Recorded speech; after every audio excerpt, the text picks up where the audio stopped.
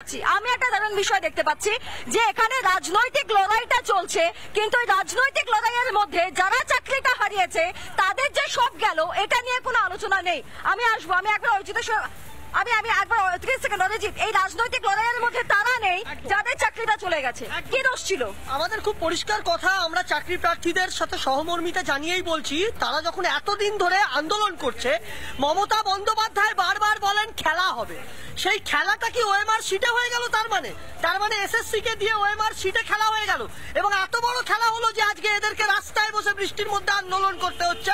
Double চাকরির জায়গায় এদের চাকরি চলে গেল, তাদের বাড়িতে মা অনেক হয়েছে, খেলা অনেক হয়েছে অরিজিৎ, খেলা হয়েছে কসবায়, খেলা হয়েছে বিকাশ ভবনে, খেলা রোজ হচ্ছে, খেলা প্রত্যেকটা মুহূর্তে হচ্ছে, কিন্তু খালি এই খেলার শেষটা দেখতে চাই। আমি আবারও আলোচনা আসবো, চাকরি হারাদের সঙ্গে ফের একবার কথা বলবো, তবে এখন সময়টা ছোট ব্রেকের, আমি ব্রেক নিয়ে ফের আলোচনায় আসছি।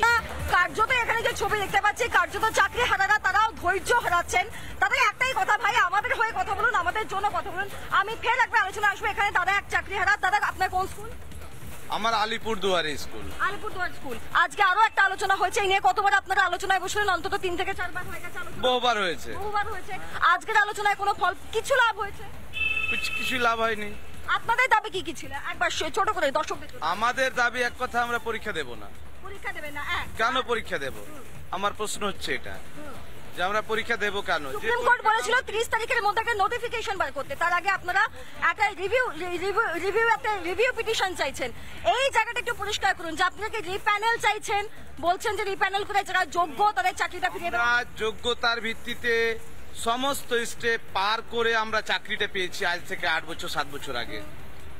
আমাদের পরীক্ষার উপরে কোনো এলিগেশন নেই, আমাদের মূল্যায়নেও কোনো এলিগেশন নেই। এলিগেশনটা কোথায় হয়েছে? মূল্যায়ন হয়ে যাওয়ার পরে রেজাল্ট শিটে হয়েছে।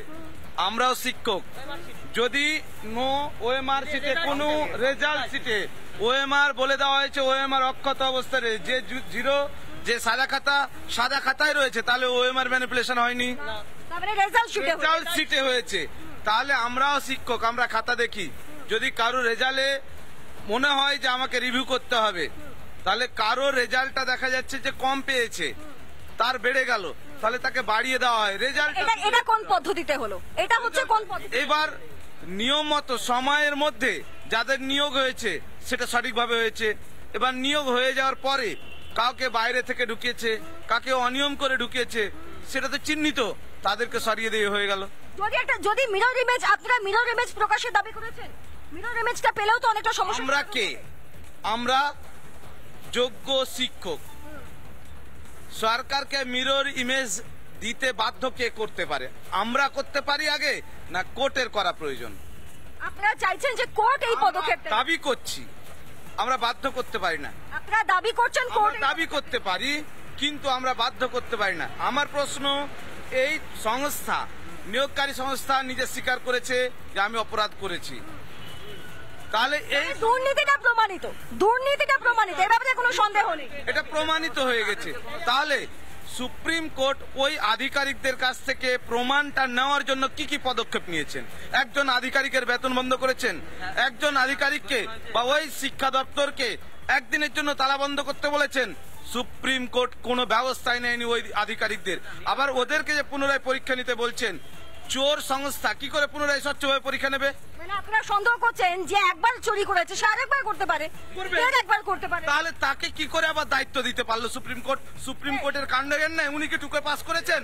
উনি কি র্যাঙ্কজাম? অর্থাৎ পরিষ্কার প্রশ্ন যে কোর্টকে আরো শক্তিশালী হতে হবে। কোর্ট কেন প্রশ্ন করছে না যারা অপরাধ করেছে তাদের দিকে? কোর্ট কেন আঙুল তুলছে না যারা নিরপরাধ তাদের কেন চাকরিতে যাচ্ছে, তাদের পরিবার কেন হারিয়ে যাচ্ছে? এই হচ্ছে সহজ প্রশ্ন।